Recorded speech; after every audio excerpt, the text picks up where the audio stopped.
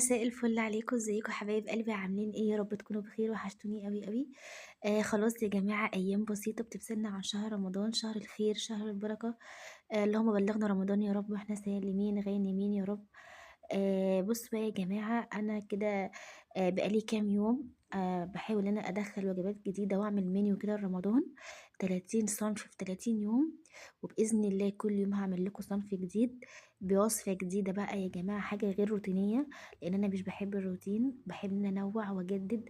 غير بقى المحاشي والبط، معرفش ان هم مشهورين في رمضان، انا بقى حبيت كده ان انا ايه، اعمل كده بقى منيو على مزاجي. باكلات جديده، واكلات كمان موفره وجديده وشكلها حلو تفتح النفس للاطفال بقى وللكبار. بصوا يا جماعه، وصفتنا النهارده هي كباب الفراخ. كباب الفراخ يا جماعه بصدر فرخه، بس هتقدري تعملي اكتر من كيلو كباب فراخ يا جماعه، وطعمه وريحته تحفه. كانت قلب البيت عندي حرفيا، انا كنت عاملاه والله العظيم. الريحه واصل لاخر الشارع، وانا اصلا ما كنتش بشوي، بس هو بجد هيوحيلك اللي انتي شويت بقى يا حبايب قلبي. العيش القمر اللي انتوا شايفينه ده عيش تورتيلا، هو بصوا مزيج بقى من عيش الشامي على عيش التورتيلا. عجنته كده بوصفة حلوة قوي وسهلة. كملوا معايا لاخر الفيديو وانتوا هتشوفوا بقى كل المكونات معايا. هنا كنت بوريكم ان انا صدر فرخة واحد. فرخة واحد يا جماعة، والله عملت منه أكتر من كيلو كباب فراخ. وكانت طالعة تحفة، والله كانت طالعة تحفة حرفيا. ريحة الشوي تحفة. أنا بس كنت عاملاها كده بطريقة، تابعي معايا لآخر الفيديو كأنك شوياها بجد عند الحاتي. هنا بقى كنت بوريك المكونات بتاعة الكباب ايه هي. هي طبعا التوابل بتاعتي كاري وتوابل فراخ وبابريكا وتوم باودر وبصل باودر وملح. وطبعا عندي حباية فلفل أحمر، وعندي بصلاية وحبة بقدونس، وكان عندي طبعا معلقتين بقسماط ومعلقة بيكنج باودر. هنا بقى هبدأ ان انا انزل بالكبة عندي. هنزل بقى بصدر الفرخة الأول، هديله فورمة كده مش ناعمة خشنة، لأن أنا لسه هحط المكونات كلها مع بعض. يعني أنا أول حاجة هفرم الفراخ نص فرمة كده، وهطلعها احطها على جنب. وبعد كده بقى يا حبايبي، هنا كنت بوريك اهو فرمتها فرمة مش ناعمة، لأن أنا لسه هحط المكونات كلهم مع بعض وهديهم فرمة تاني، فعلشان ما تتهريش مني. هنا فرمتها اهو الفرمة، أول فرمة هنزلها بقى. وبعدين بقى هبدأ ان انا افرم بقى ايه، البصل مع الفلفل الاحمر، هديهم برضو فرمة مع بعض. ولما اجي بقى اللي انا اطلعه، مش هحطه بميته، لازم اصفيه تمام. هنا بقى كنت بوريكم ان انا خلاص يا جماعه بجد تعملوا منيو كده قبل دخلة رمضان، بحيث ان انت كل يوم تبقي عارفه هتعملي اكل ايه. صنف جديد، صنف مختلف. لو عندك اطفال، الاطفال يا جماعه بتحب قوي تشوف الحاجه شكلها حلو، عشان هما بينجذبوا للاكل اللي شكله حلو. مش الاطفال بس صراحه، يعني الكبار والصغيرين كمان. فانت اعملي لي كده منيو، لان احنا اول اسبوع في رمضان حرفيا بنطلع كل حاجه عندنا. يعني مثلا كل الاكلات او كل الاصناف اللي في دماغنا بنحاول ان احنا نطلعها في اول اسبوع، ونيجي بقى من اول نص رمضان كده بحيث ان احنا عندنا ملل. طب نعمل ايه؟ طب بكره هعمل ايه؟ طب العزومه دي هحط فيها ايه جديد؟ ف وبيبقى بقى خلاص، يعني الناس كلها في اول يوم رمضان عارفين ان احنا هناكل ايه، بط ومحشي. تاني يوم رمضان معرفش جلاش مكرونه بشاميل. فاللي هو في حاجات روتينيه كده في رمضان، هي طبعا جميله ومحدش بيختلف عليها، بس هو رمضان شهر طويل، فمحتاج ان انت كل يوم تنوعي عشان ما تحسيش بملل، وما تحسيش ان انت خلاص دقتي الاكل ده 100,000 مرة. فلما بتعملي وجبات جديدة واصناف جديدة حرفيا ده بيفرق معاكي قوي.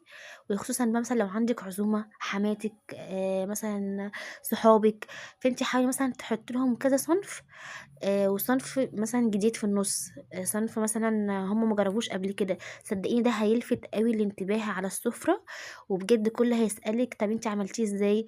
لان الحاجات الروتينية معظم الناس عارفاها، ومعظم الستات المصريين شاطرين. فهو بقى هتلاقي ايه، طالما انت عملتي حاجه كده مميزه، حاجه مختلفه، هتلاقي الكل بقى بيسالك عليها طب انت عملتيها ازاي. فخليكي دايما مميزه كده، وحاولي انت تبهري ايه المعازيم اللي انت هتعزميهم تمام. هنا بقى كنت بوريكم التوابل تاني.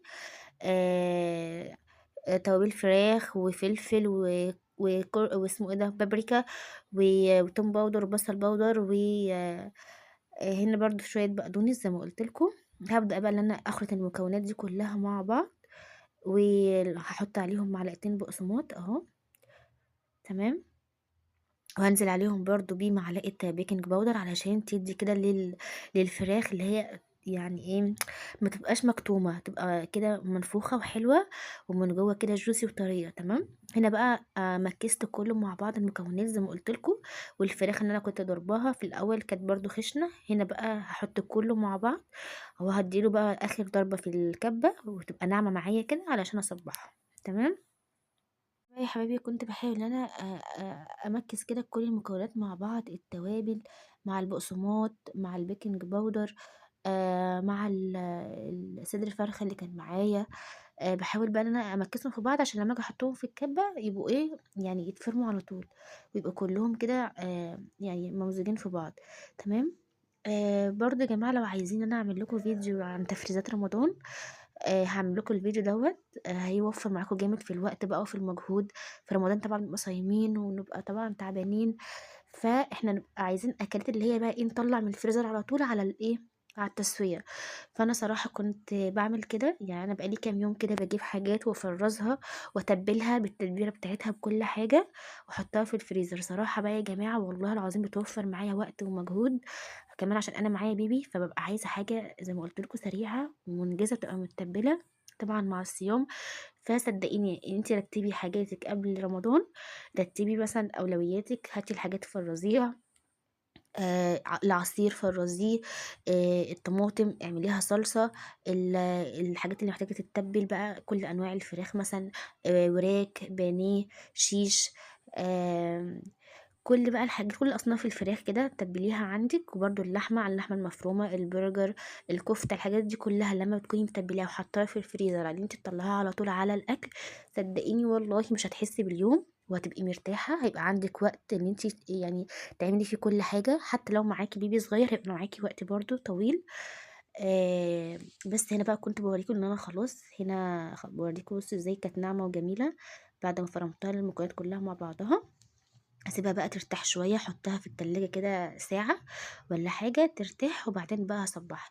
هنا بقى أمّا سِبتها في التلاجة ساعة عشان ترتاح، قُلت بقى أعمل شوية رُز بسمتي كده، لإن كباب الفراخ بيحب الرز البسمتي، وبيحب معاه برضه الساندوتشات، اللي بيحب الساندوتشات ياكل ساندوتشات، واللي بيحب مثلًا الرز ياكل رز. أنا كنت عاملة كده، لإن أنا جوزي بيحب الرز وأنا باحب الساندوتشات، فأنا يعني قُلت هاعمل له هو حبّة رز وأنا هاعمل لي إيه، كده إيه شوية عيش تورتيلا أو عيش إيه الشامي. صراحة أنا باعمله في البيت ما بياخدش معايا وقت ولا مجهود وبيطلع تحفة وطعمه حلو جدًا يا جماعة. وقُلت أعمله لكم في الفيديو هنا للبنات اللي حابة طريقة الخبيز، قُلت برضه إن أنا أعمله. هنا بقى كنت باعمل الرز، نزلت بقى في الحلة طبعًا حتة سمنة وحبة زيت، وحطيت عليهم البصلة وحطيت عليهم التوابل بتاعتي بتاعة الرز، وأدّيهم كده تشويح مع بعض لحد ما البصلة تدبل. وهابدأ بقى اللي أنا إيه، أنزل عليهم بالكوبايتين رز عندي والمعيار بتاعهم، عشان هو رز بسمتي فبيحتاج سِوَى. كل كوباية رز باحط عليها كوباية ونُص مَيّة. تمام. هنا بقى نزلت بالرز بتاعي أهو، هابدأ بقى اللي أنا أدّي له كده تشويحة مع البصلاية والتوابل. لمّا يتشوح بقى هابدأ إن أنا أنزل عليه بالمَيّة المغلية من الكاتل. تمام. بس هنا بقى يا حبايبي خلاص نزلت بالمَيّة المغلية زي ما قُلت لكم المعيار بتاعي للرز البسمتي على كل كوباية رز كوباية ونُص مَيّة مغلية. لو رز عادي بتحطي بقى على كل كوباية رز عادية كوباية مَيّة. المعيار ده عمره ما هيعجِّن معاكِ، عمره ما هيطلع مثلًا مش مستوي، هيبقى أنا باقول لِك المعيار بالضبط. بس وهنا كنت معلية عليه، وأول بقى ما يبدأ يتشرب معاكِ كده بتوطّي عليه النار خالص. تمام. ويطلع معاكِ مفلفل وجميل. بُصّي بقى التركاية دي أقسم بالله بتودّي الرز في حتّة تانية حرفيًا والله العظيم. فأي مشاوي بتعمليها لو هتعملي جنبها رز اعملي معاها كده، يعني هاتي فحمية حطيها على النار، عندِك مثلًا أي طبقة ألمونيوم كده اللي هو ورق ألمونيوم ده، حطي فيه الفحمية وحطي عليه نقطتين زيت وسيبيه بقى إيه البخار الدخان بتاعه بقى اكتمي بيه الحلة. تمام. أقسم بالله بُصّي يا جماعة بيبقى تحفة، تحفة بجد. أحلى رز بسمتي ممكن تجربوه مع المشاوي. الطعم بقى والريحة بتاعته كأنِك بُصّي جايباه من عند الحاتي بالضبط. طعم ريحة الفحم فيه تحفة، بيوحي لِك كده إن أنتِ بتاكلي حاجة مشوية. بجد حلو جدًا وبيقلب ريحة البيت عندي، حرفيًا كإني عاملة مشاوي. هنا بقى خلاص كانت الكفتة بتاعتي اتسمّغت وارتاحت في الفريزر، قصدي في التلاجة ساعة، طلّعتها بقى هنا، بدأت بقى اللي أنا إيه أصبّعها كده. أنا مش عايزة أعملها يا جماعة طويلة، يعني أنا مش عايزة أعملها طويلة، أنا عايزة أعملها كده إيه، أقل من الكفتة، يعني زي كده إيه قطع الكباب، تمام، عشان توحي لِك إن أنتِ عاملة كباب، كباب بس إيه، كباب بالفراخ. أنا هنا كنت باحاول إن أنا أصغّرها، تمام، بحيث اللي هي تبقى إيه، أقل كده من صباع الكفتة.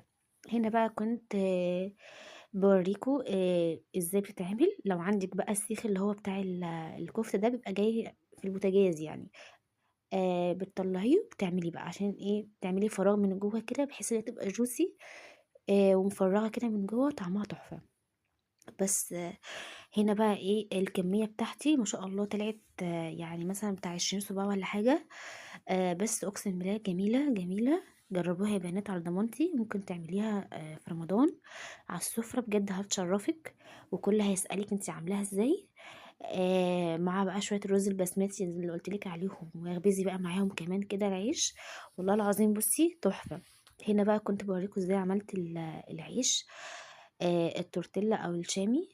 بُصّوا هو طلع معايا مزيج من الاتنين صراحة يعني.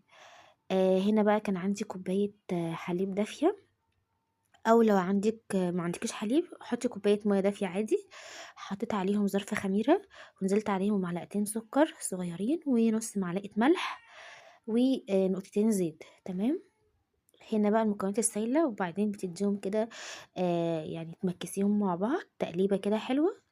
وبعدين عندي إيه، نفس الكوباية اللي أنا عايرت بيها المَيّة أو اللبن، هتعايري بيها إيه، كوبايتين دقيق، تمام.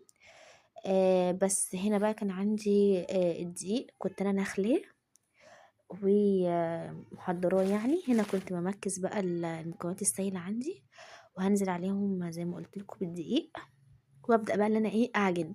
هابدأ أعجن فيهم شوية حلوين كده لحد ما المكونات كلّها تدخل في بعضها، وبعدين بقى إيه هانزل عليهم برشة دقيق كده على الرخامة، وتعجني شوية بقى كمان، تمام. هنا بقى نزلت بكمية الدقيق اللي عندي، هابدأ بقى في الأول أنا ألِم الدقيق كده بالمعلقة، وبعدين أول ما يخشوا في بعض كده هابدأ بقى إن أنا أعجن بإيدي، ألِم برضه الدقيق كلّه من على الطبق أهو. كنت باحاول ألِم الدقيق كلّه قبل ما أعجن بإيدي، أنزّل كل الدقيق اللي على الجوانب كده، تمام. بدأت بقى أعجن بإيدي كده، هابدأ بقى اللي أنا إيه، أحط رشة كده دقيق على الرخامة، وأبدأ بقى العجينة دي أعجنها أوي لحد ما المكونات تخش في بعض. حسيتِ اللي هي بتلزق منِّك أو حاجة، نقطتين زيت وحطي برضه على العجينة، تمام، عشان تتفرد معاكِ كويس.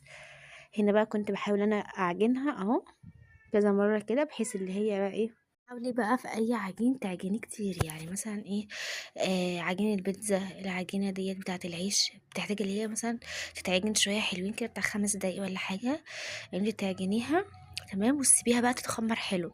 يعني لو أنتِ عايزة بقى العيش يبقى أحسن وجودته أحسن، بتسيبيه حبّة حلوين للتخمير، يعني أول ما يتخمّر ويبقى حلو كده بيطلّع نتيجة تحفة بجد. هنا بقى كنت باحاول إن أنا أفرده كده، واللي أنا إيه، كنت عايزة إن أنا أقطّعه كده على كذا قطعة. أنا بقى كنت باحاول إن أنا أخلّيه كده على شكل مستطيل، بحيث إن أنا لمّا آجي أقطّعه لقطع صغيّرة يبقى سهل معايا في التقطيع. هنا كنت باحاول إن أنا أعمله رول أهو، علشان هاقطّعه بالسكينة بقى أهو زي ما أنتم شايفين. على حسب بقى حجم الرغيف، تمام. أنا بالنسبة لي ما باحبوش كبير، ومش باحبه صغير أوي، باحبه وسط، اللي هو يعني يا دوبك كده، عارفين أنتم حجم الرغيف الشامي، أنا كنت هاعمله كده. وتبقى برضه الطبقة بتاعته مش تخينة ومش رفيعة، يعني أنتم هتشوفوني هنا عاملاها يا دوبك الطبقة بتاعتها وسط، تمام. هنا بقى كنت باحاول إن أنا أكوّره. هنا عملت مثلًا على 10 ترغيفة، أنا كنت هاعمل 10 أرغفة. فقسّمت العجينة عندي على 10 قطع، وكل قطعة كنت باخدها أكوّرها كده لوحدها. وبعدين بقى أخلّص الكمية كلّها، وهاغطّيها بحاجة، وهاسيبها تخمر بقى شوية حلوين، هاسيبها مثلًا بتاع نُص ساعة، ساعة، كل ما تسيبيها كل ما قُلت لِك الخميرة هتتفاعل، وهتبقى الجودة بتاعتها أحسن، وهيبقى العيش تحفة، تمام. أنا كنت باعمل كل الكمية زي ما قُلت لكم، كنت باعمل باقي الكمية أول بقى ما أخلّصها كلّها هنا أهو خلّصتها، هابدأ بقى إن أنا أغطّيها كده بفوطة أو أي حتّة عندي نضيفة، واسيبها بقى تخمر مع نفسها. هنا بقى كانت خلاص خمرت، سِبتها مثلًا بتاع ساعة كده والّا حاجة. هنا بقى إن أنا هابدأ آخُد قطعة، قطعة أفردها معايا بقى. صراحة النشّارة ما كنتش لاقياها فاتصرّفت، يعني الجيش قال لك اتصرّف. جِبت عندي كده كانت عصاية برضه تخينة شوية كده، قُلت أفرد بيها بقى إيه، العجينة.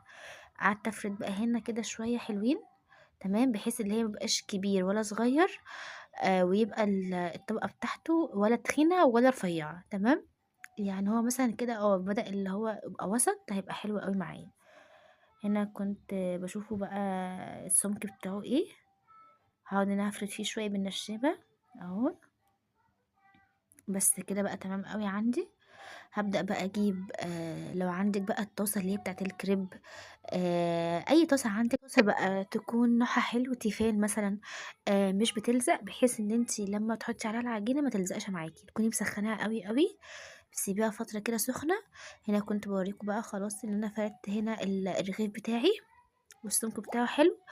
هنا بقى جبت الطاسة زي ما قُلت لكم وحطيتها وحطيت عليها الرغيف. هنا بقى هيبدأ اللي هو إيه، ي يقِب كده. عملت بقى هنا الكمية بتاعتي، طلع معايا يا جماعة 11 رغيف. بجد والله طعمه تحفة. العيش التورتيلا أصلًا بيبقى غالي برّه، أنا عملته بكوبايتين دقيق طلّع معايا الكمية الحلوة ديّة. جميل يا جماعة وطعمه حلو كده وتحفة، ما خدش معانا وقت ولا مجهود، ويبقى حلو أوي في المشاوي بقى مع الكفتة، آآ مع الكباب، مع كفتة الفراخ، بيبقى تحفة. هنا بقى الكفتة بتاعتي خلاص كنت صبّعتها وكانت قعدت شوية في التلاجة، ارتاحت. هابدأ بقى عندي grill، هانزل فيه بنقطتين زيت على نقطتين سمنة برضه على معلقة سمنة. هانزل بقى بالكفتة بتاعتي، أهي، هانزل بنُص الكمية وبعدين هارجع أحط نُص الكمية التانية واسيبها بقى على نار هادية خالص عشان الكفتة بتاعتي تستوي. وأول ما تاخد بقى اللون الحلو بتاعي الدهبي كده من تحت، هابدأ بقى إن أنا أقلبها على الناحية التانية. بُصّوا بقى يا جماعة، بجد اللون عامل إزاي تحفة، بجد لونها حلو أوي، اللون الدهبي ده جميل. هنا بقى أول ما تاخد الوش كده اللي هو الدهبي دوّة من على الجنبين، هابدأ بقى إن أنا أوطّي عليها النار على الآخر خالص، وأوطّي عليها نار أصغر عين عندي أحطها عليها، وأقفل بقى الجريل من فوق، أقفل الغطا بتاع الجريل، بحيث اللي هي يعني تبقى من جوّه مستوية وjuicy ومن برّه كده تبقى مقرمشة، لإن إحنا اديناها الصدمة الأول أهي زي ما أنتم شايفين، خدت صدمة حلوة معايا أهي، وخدت اللون الحلو معايا. كانت تحفة يا جماعة. هنا بقى كانت خلاص هنا استوت وكانت حلوة أوي بجد juicy من جوّه من برّه كده، واخدة لون دهبي حلو كده مقرمش.